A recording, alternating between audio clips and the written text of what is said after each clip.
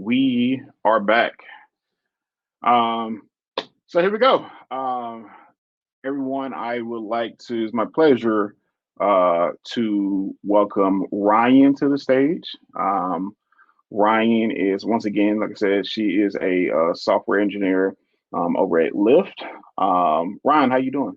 Hey, I'm there well. we go. Thank you. How are you? I'm great. I'm great. Super excited for you to be here. Super excited for everyone to hear your story. So Ryan, let's start from the top. Where you from? Los Angeles, specifically Carson. If anyone knows where Carson is.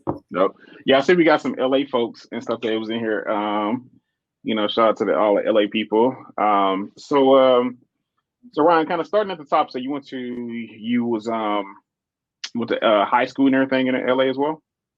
I did. Yep. Born and raised. I've been in LA. I guess my family has been in LA since the 60s. Oh, wow. So both sides too, mom and dad side. Awesome. Okay. And Go so Dodgers. Go Dodgers. That's another topic. Okay. So starting. So in high school, were you at all interested or doing anything CS related? Anything coding, anything when you was in high school? Sure. Not really. Actually, I take that back. I was so interested in making sure that my MySpace page was perfect. So when it came to HTML, that was my favorite part of just being on the computer, like customizing my HTML MySpace page, and didn't know that was coding. Gotcha. So as you're transitioning, going from I think most of us kind of had that experience and stuff, and we didn't even know that was actually a piece of the coding world. What about college? Were you in CS or anything in college? When I got to college, I got in as an English major, but didn't do any research on like any of the majors or what I would do afterwards. I just figured, okay, I scored the highest in English on my SAT and ACT. Maybe I'll be good in that. But when I started, before classes started, I said, you know what? I've got to pick a major that I actually am really interested in. And no diss to any, English majors. English is a great major. But I was like, okay, what do I like to do? I love updating my MySpace page. I think that that's pretty cool. I think that is, has something to do with computers and engineers. I respect engineers, let me try this out. But when I got into my classes, because I had no background, hadn't taken a computer science class, I just immediately felt like an imposter, like I wasn't going to do well. And I ended up dropping the major for econ. Okay, so it's funny that you mentioned, imposter syndrome in a different field. So when did the interest start? When did it start in college? Did it start maybe you was working somewhere else? Like when did the interest start that you really start to believe that you could become an engineer? Sure. Well, for my econ class, once I got into econ, I said, maybe I won't be a engineer, won't be a computer science major, but maybe, after graduation, I can maybe work my way up and learn on the job or something like that. And so in econ, one of the classes that I had to take for my major was like a web development. It was very basic. I think we went over HTML, basically things that I did with MySpace, but just more academic. And in that class, I knew like this is exactly where I should be. Like I'm really enjoying this. I did well in the class. That was one of the only classes that that I felt very excited to go to. And at that point, I was like, yeah, I need to figure out how I can make this a full-time thing. Okay. So from that aha moment, what was the next steps for you? Where did you go from there? Great question. It was a long journey to becoming a software engineer, but once I had that aha moment, I said, okay, well, I'm an econ major right now. How can I best get into tech? Well, maybe I can get a job that mixes business and tech. So I was a business law minor as well and had a legal externship with the U.S. Attorney's Office. And I scoped out just anything with their like tech legal department, and asked if I could help out over there. There was nothing, or there was something, but I wasn't. That was not the project that I was assigned to. But I did get to help some of the U.S. attorneys like analyze Tumblr and Facebook pages, and basically explain what maybe a defendant or somebody that they were prosecuting was saying by, trying to explain what a wall was, what a timeline was. And, after I graduated, I thought I was going to go into consulting, kind of in line with what a lot of other econ and business majors did. And, went out for this business consulting position, didn't get it. My application stayed within their kind of system, and they had reached out for a position in e-discovery. I had never heard of e-discovery before, but they liked my application because I had a business law minor with some, analytical skills with econ, and tried it out. It was a good company. I was looking for a job after school. Figured why not? I'll try it out. E-discovery, for those who may not be familiar, it's basically the most high-tech portion of a legal case. So basically, when two companies sue each other, there's a point where the judge starts a discovery period, and this is when both sides gather all their electronic evidence.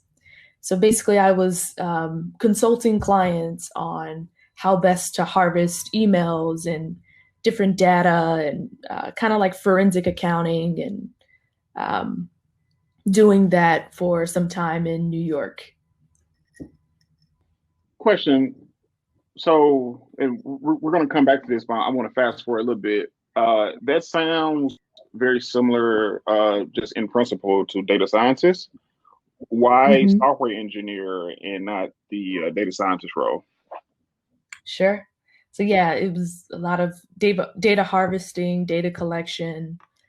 Some of my colleagues were even working with SQL, and I think that was the first time I had heard of SQL. And I also later learned that some of my colleagues were software engineering in Python. And that was the first time I think I had heard of the word software engineer or heard of anyone like coding at my job. So I thought, okay, maybe I should follow along and be curious to see like how I can help out or see what they're doing. It just felt like I was on this hunt, and I was like a dog. I could smell something, and I was, getting close to the bone in a sense. Okay, so take us through the steps of getting to Lyft. Because you got to Lyft when you originally went to Lyft, it wasn't to become a software engineer, correct? Right. Okay, so take us to the steps of how you got there. Sure. So, yeah, kind of on this journey to get closer to tech. I was in New York at the time. I figured, well, if I want to really dedicate myself to becoming more high tech, I guess I've got to go to where they're hiring, and where the best place for me to be in the right place at the right time for a role like that. was like, I got to go to the Bay Area. I got to go to Silicon Valley. That's not necessarily true. You know, there's tech everywhere and you can get involved everywhere, but that was my mindset at the time, make it easiest for me. So I got Deloitte to transfer me to San Francisco and was with them for about another year. And one of my colleagues at Deloitte was a data analyst. He had left for Lyft. And, I kind of hit him up like, hey, I'm trying to come too. Like, are there any positions open? What is that like? And he said, just, come on down for lunch. I didn't know where that would end up or where it would go, but I brought my resume just in case.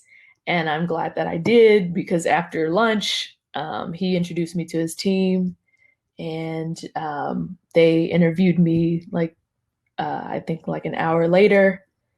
And yeah. So you went in to have a sandwich and got a job. Pretty much. Okay. I'm pretty sure that doesn't happen today. Granted, this was 2016 Lyft. Mm-hmm. This was, when we were still considered Uber's little brother. A lot of people still consider us that, but at the time, we were pretty small. We're at close to 6,000, if not over 6,000 now. I think I joined when we were not even 900 people. Mm-hmm. So the finance team was really small. This was a finance role, by the way. Mm-hmm. Role on finance was really small. They were looking for someone to handle their tax reporting. I had never done any taxes before. They didn't even have the name. It wasn't even called taxes. It was called city and state fees. And this is basically like making a report of how many rides we did in all of the jurisdictions that we had to report to. So, well, I think the major key out of that is that you came prepared. I mean, just kind of like whatever happens. Okay, so you got hired on as an operation analyst. That's it. Okay. As a financial analyst. Okay, so as a financial analyst. So how long were you in that position? I was in that position for little over 2 years. So when you accepted that position, did you know the end goal was to get into software engineering, or did that happen while you was in your role? I knew even before getting in the role that was the end goal. I figured I'm going to weasel my way into, engineering somehow. And I thought it was going to be easier than I thought. I was like, okay, well, I got the interview, and I got the job. Maybe I'll just keep working on the side or training on the side, and maybe I'll shadow an engineering project, and later down the line, I'll become an engineer at some time. That was not the case. They hired me for, to do their tax reporting. And it was going down a pathway into tax, which was a way that I was not trying to go at all, but it was the role that they hired me for. And I felt like, okay, I'm using SQL to put together these reports. This can't be too much different than software engineering. And what started as the company began preparing for IPO, they had to kind of bump up their fintech, I guess, their financial, basically the processes that allow payments to happen and be accounted for and be reported and things like that. Finances had to be right. So they had to get the manpower of an engineering team, and hence born the financial infra team, and also the kind of department within finance called the, financial data analytics. And this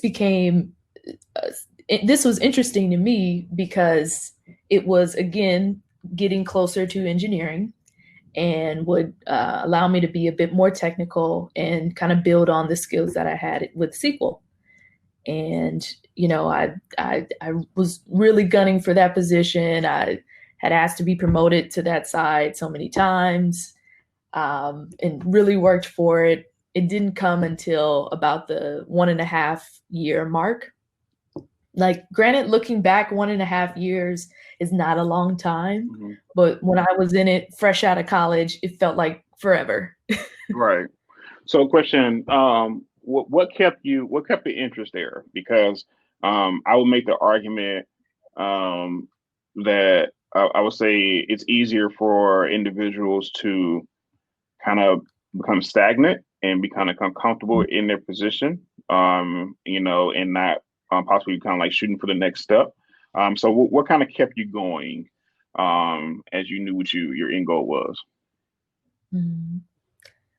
Um, Definitely like my faith in coming from not nothing, but coming from a position of like, well, when I went to USC, I was around people with tons of privilege. Like, didn't even realize how rich people were until you have a few conversations with them or you travel off campus with them. I didn't come from that type of background. Granted, I had to have some sort of privilege to get into USC. I don't deny that, but definitely not on the level that most of my colleagues or my classmates were on.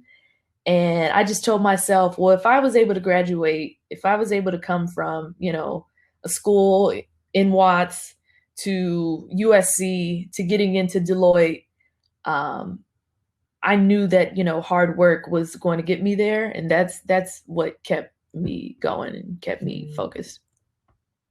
Okay, so in this year and a half, were you doing anything like outside of work to kind of keep your preparation ready? Yes. So I when I at the same time that I was like gunning for the position as a financial data analyst, I became privy to coding boot camps. I think I had first heard about coding boot camps back when I was in college.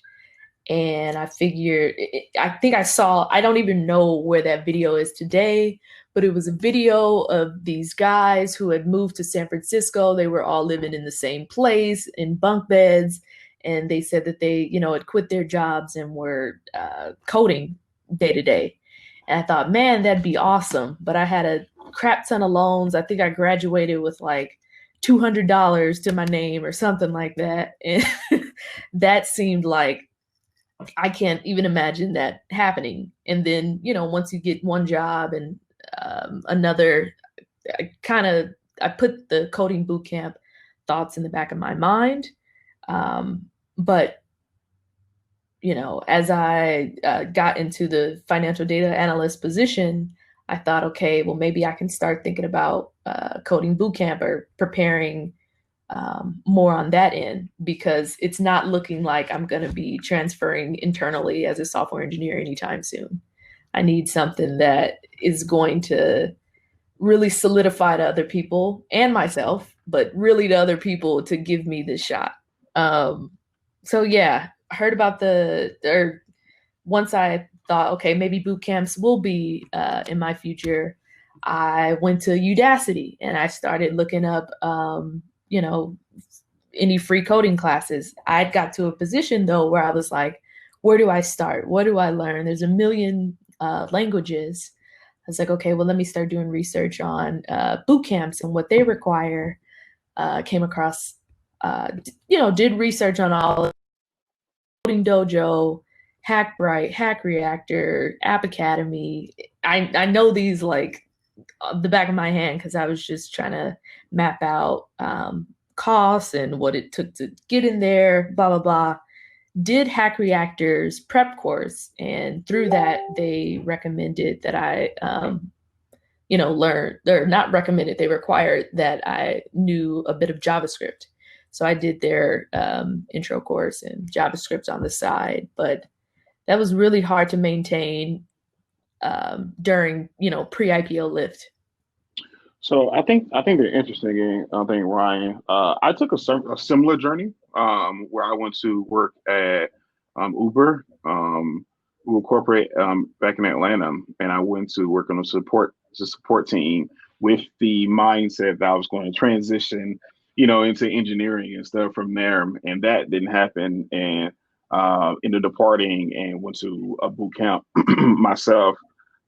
So kind of knowing what you know now, what would you suggest to the audience? Would you suggest for somebody still to take that route? So maybe kind of go into, the Ubers, the Facebooks, the Twitters, or whatever companies may be, to kind of take a lower road to look the opportunity to work their way up? Or would you say maybe trying to go full out learning in boot camp, if you have the opportunity to do so? It's a great question. I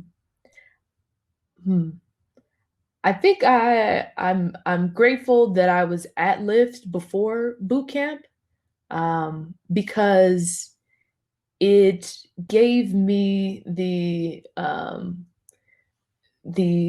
like will to work a lot of hard hours, or work through a lot of hard problems, and which made, boot camp not a breeze, but it made it, I think, easier to go through than had I not had an experience at a company. When you're working to keep your job and your livelihood and maintain your reputation, your professional reputation. Whereas when you're in boot camp, there's no money tied to it. I guess your paycheck is not tied to it. Your livelihood is not tied to it. It should hopefully be, you should, be there because you're passionate about it. So that definitely took the pressure off and allowed me to focus on, I see what that world is like. I want to get back to that world. Let me grind it out here and, soak up as much as I can so that I can, take it back to work. So I'd recommend, either way is fine, but it probably would be a good idea to get a sense of what working in that environment is like before you make the investment of boot camp or something like that, because they are not cheap. For sure. And we're going to talk about that pretty soon in one of the next sessions, self-learning versus boot camp. And so you're already at Lyft. You already have a position there. You transition now. Correct me if I'm wrong. Did you leave Lyft to attend the boot camp full time? Were you doing it part time? I did. So I did a few roles while I was at Lyft. And the last role that I had before leaving was the operations analyst role that you mentioned. And I had asked my manager once I got in, I was like, hey, I've been here for some time. Like, could I just take a sabbatical, take these 3 months off? And he was like, no, like what you're trying to do in engineering is nothing related to not nothing, but you're not going to be trying to be an operations analyst when you return. I already know. So I'm sorry, we're not going to grant you this sabbatical. You actually have to leave. Okay. So talk about, that's a big mental shift.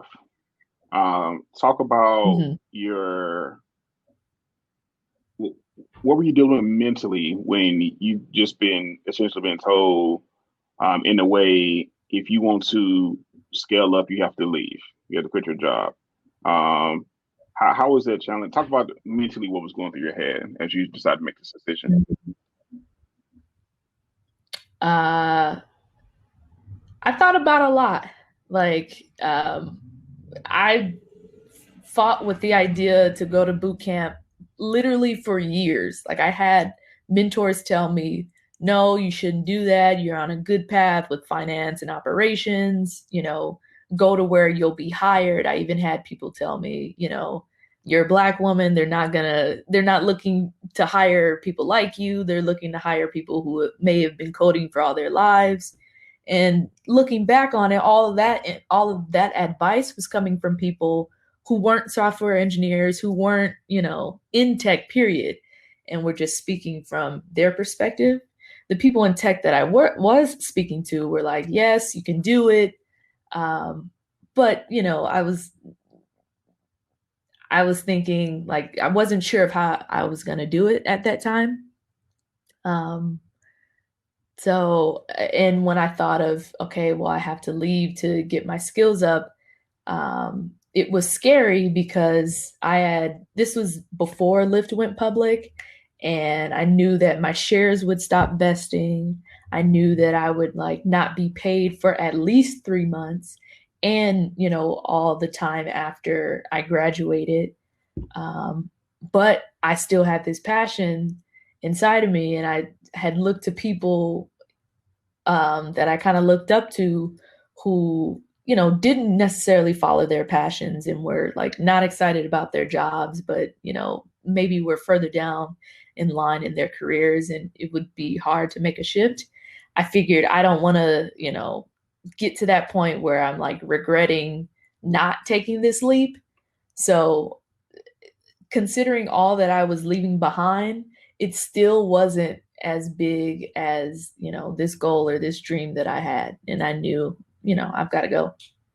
I want to rehash something you just said. I think something, as for engineers, one of the things that a lot of us are definitely interested in is stock opportunity. And so for you to recognize that Lyft is soon is going to be public, it's definitely going to be one of the companies and stuff to definitely be sought after. So for you to say, whatever financial benefit that has, it's not worth the goal, and the dream, it's very admiring. I think it's fair to say a lot of people wouldn't have made the decision. They probably would have at least waited to lift to go public, and that could have been like another additional 3 years. I mean, who knows? And so I think it's very, very admiring for you to do so, because that's a big step. And then also too, you just never know what's going to happen. The thing everything could completely bomb. Okay, so your bootcamp experience. What bootcamp did you go to, and what stack was you learning there? I went to Hackbright, very proud to say, and the bootcamp taught Python, a little bit of JavaScript, but focused on Python. What are some things that you wish you would have known going into the bootcamp that would have helped you get over some of the hurdles that you encountered with?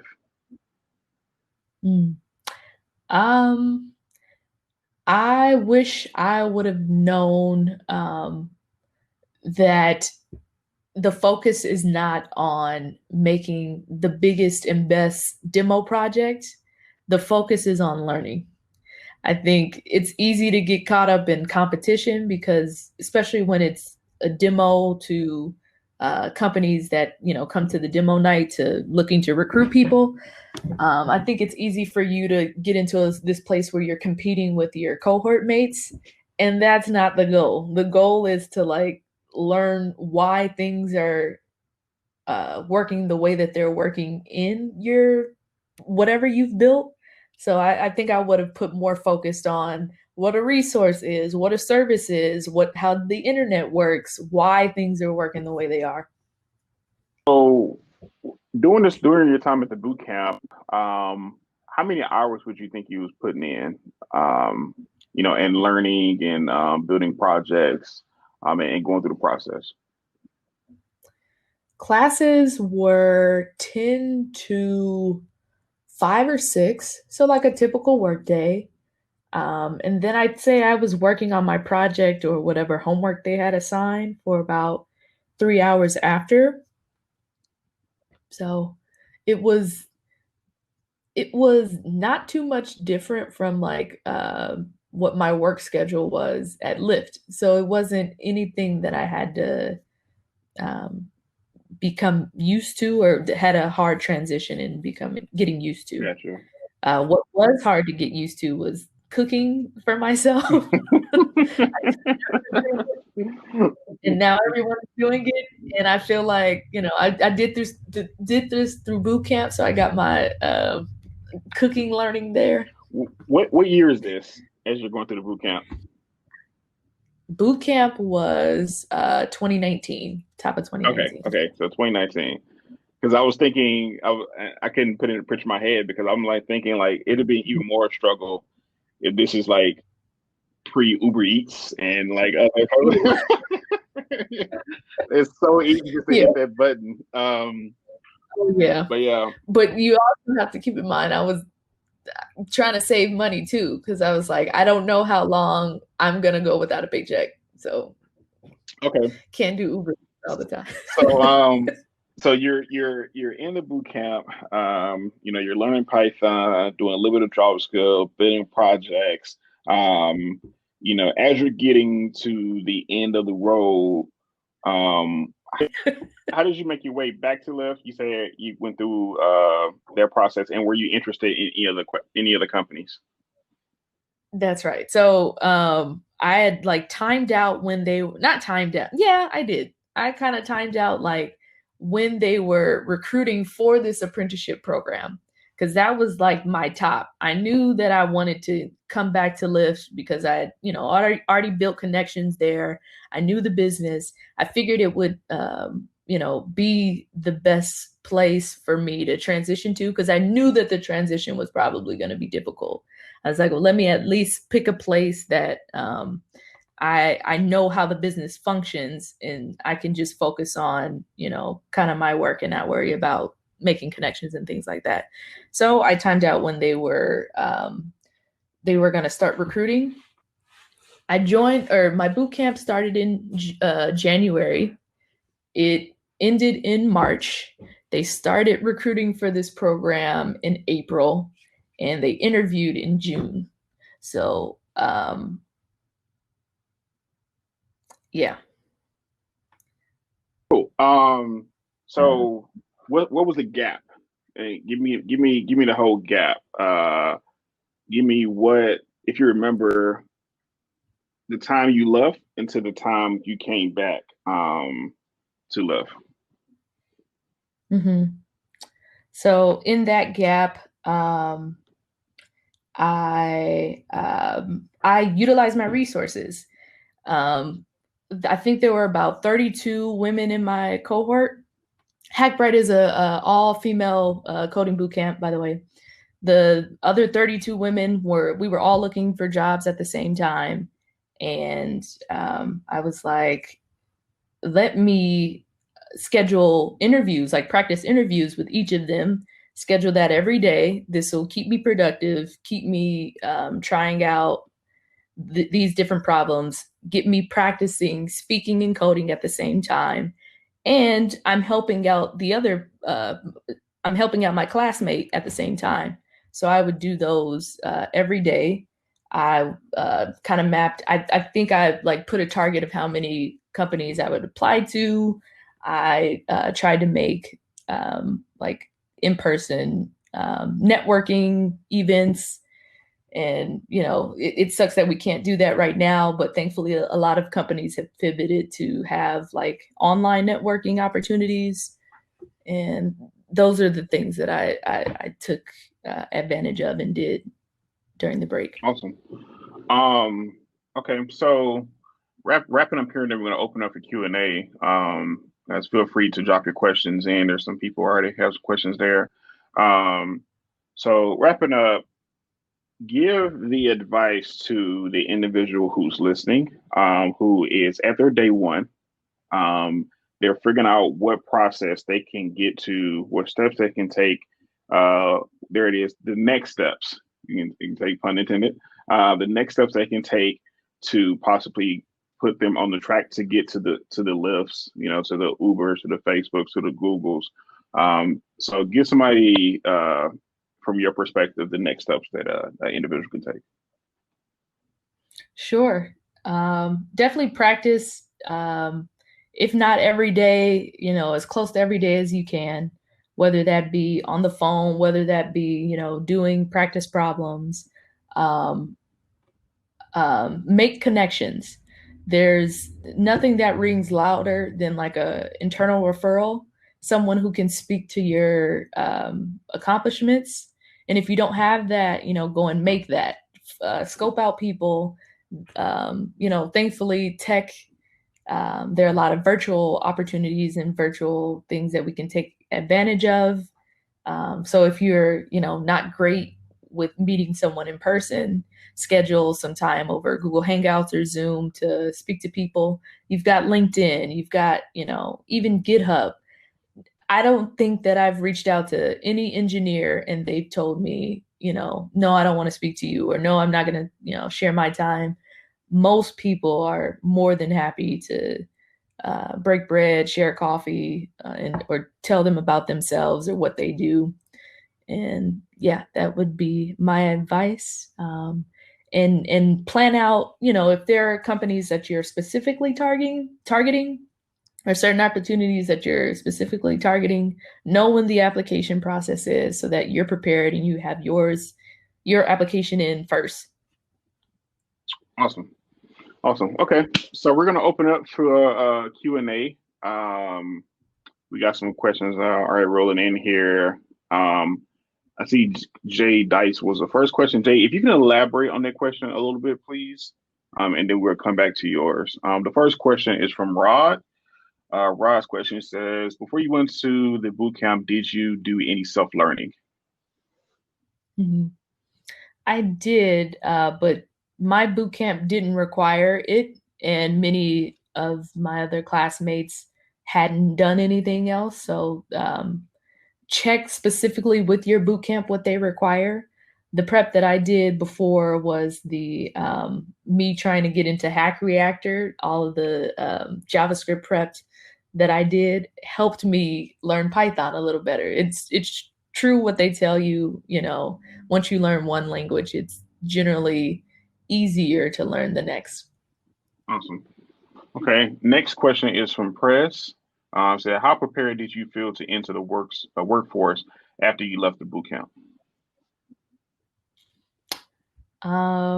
Full preparedness or 100% preparedness is a farce. That's not going to happen like wherever you go, because all of these boot camps don't have the specific code base that whatever company you're going to has.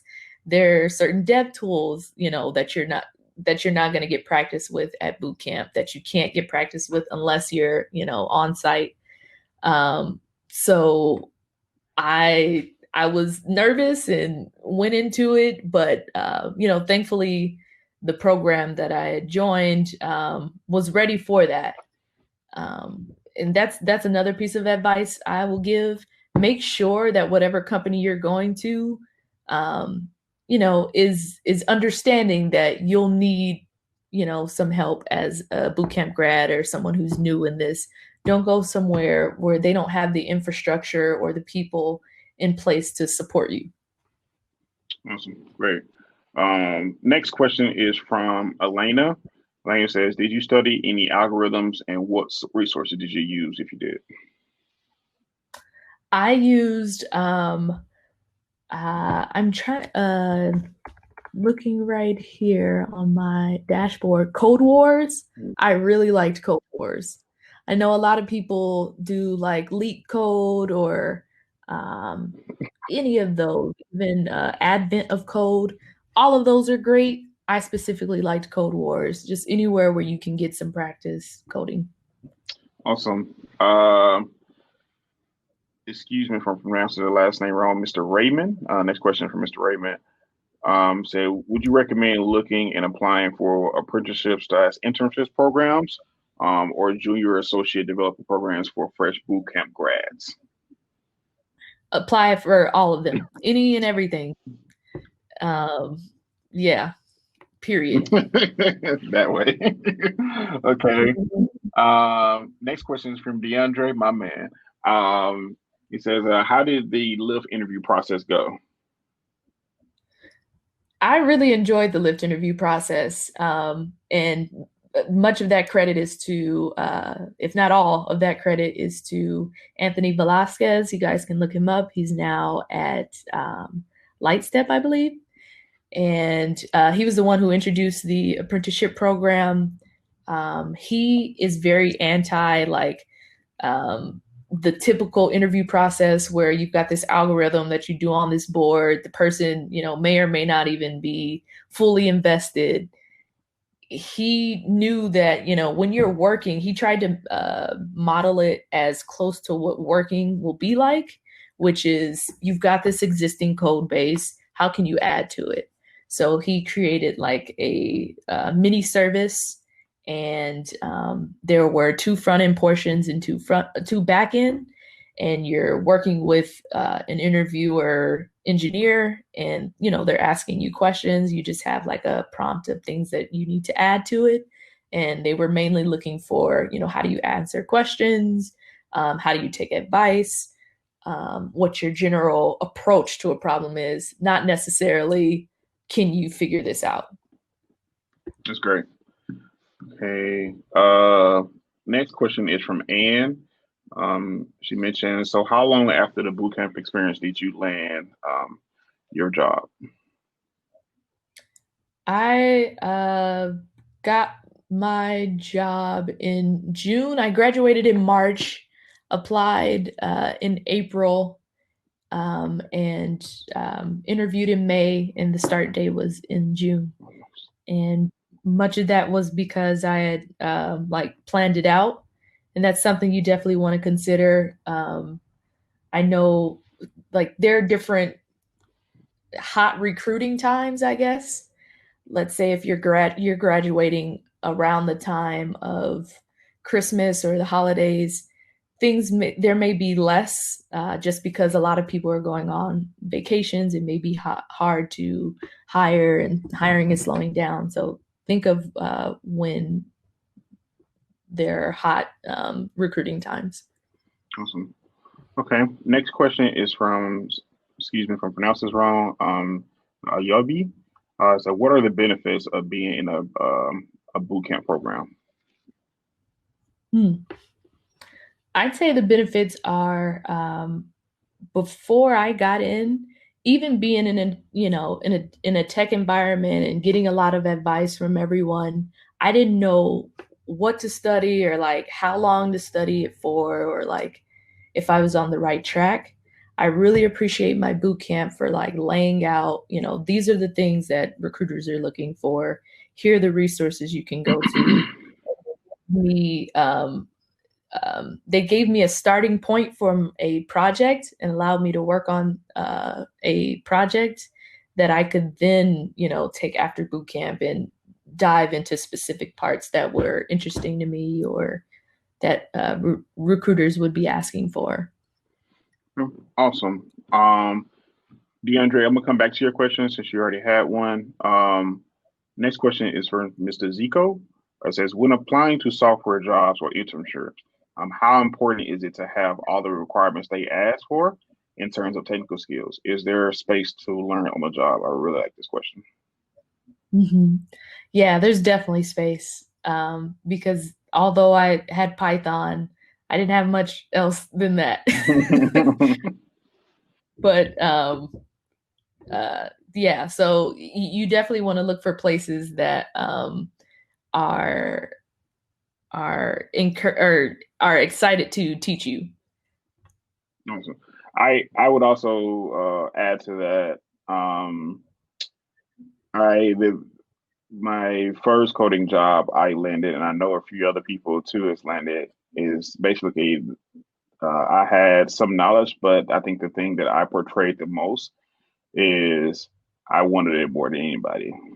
And I was willing to, do whatever, put in whatever time and stuff. And I think that, as far as skill set, that was, way more higher than my actual skill set was, and probably still is.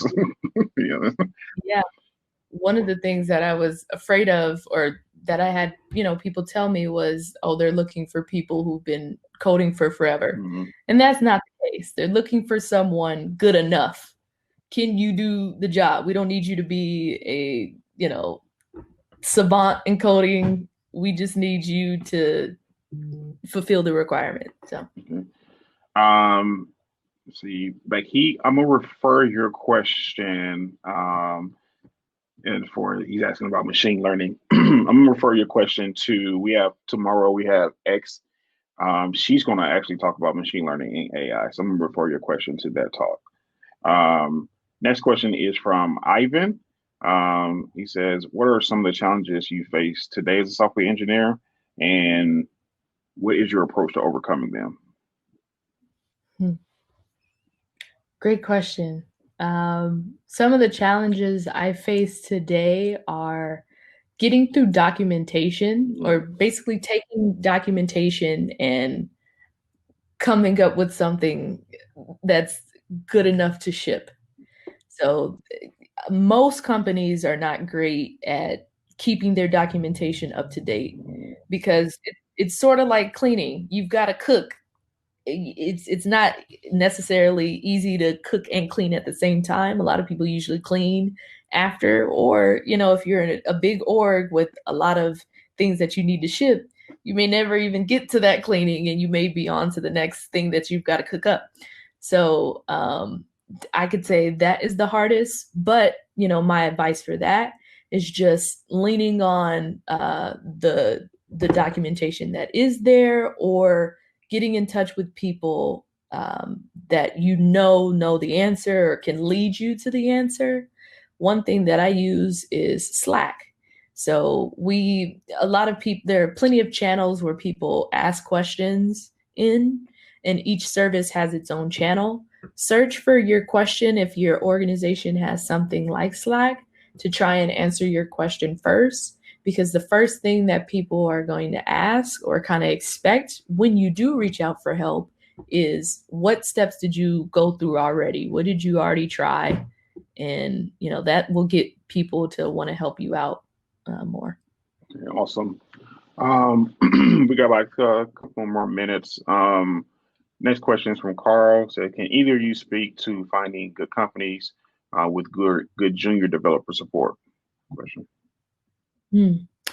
I would say just search apprentice or search software engineering intern. Speak to the people who actually went through the program, and just on LinkedIn for any company that you're interested in, and they can give you, the first person experience of how they got there, what things that, you should learn before getting in, what their experience was like. And that's another connection, another person that can help you along the way. If not today, later down the line. Yeah, I want to second that. I know when I was going through my process, I literally started to, if I was focused on one particular company, I would find like 15, 20 people who work there, and I'll message them on LinkedIn and ask them questions. And if it was like like an apprenticeship or internship, I would find people who's been through the program, same thing, and DM them, ask them questions. And I think that part, I know that's not easy for everyone, but it is definitely a tool that can be used a little bit more. Absolutely. Next question, Carl. I'm gonna come back to your second question. Can I add something really quickly too? Yeah, no, go ahead. The idea that hopefully people are taking away, from the response to that last question, the question before, that engineering is a lot of communication. Like the thought of an engineer like coding away in their silo, that's old and out of place. The software engineers today need to be efficient at communicating and using their time and other people's time to the best of their ability. So speaking to people is going to help you be concise and get what you need done. Awesome. Definitely. Okay, we're gonna try to get in about 2 more questions. Let me see. Next question is from Torian. He says, can you share importance of individual communication and other, well, she just did that. Oh, but yeah, he says, can you share the importance of individual communication and other soft skills? Yeah, super duper important, especially when you're building a product. You need to be able to speak to the customer that you're building it for, whatever project manager, the people that you need to update in terms of deadlines and things like that. Anytime that you're silent or you're kind of not giving updates, people freak out, and that's never a good thing. For sure. Okay. So we're going to wrap it up here. Ryan, definitely appreciate your time. Appreciate your journey. You are amazing, and we hope to continue to follow your journey, and see what else you bring to the world. So Thank you.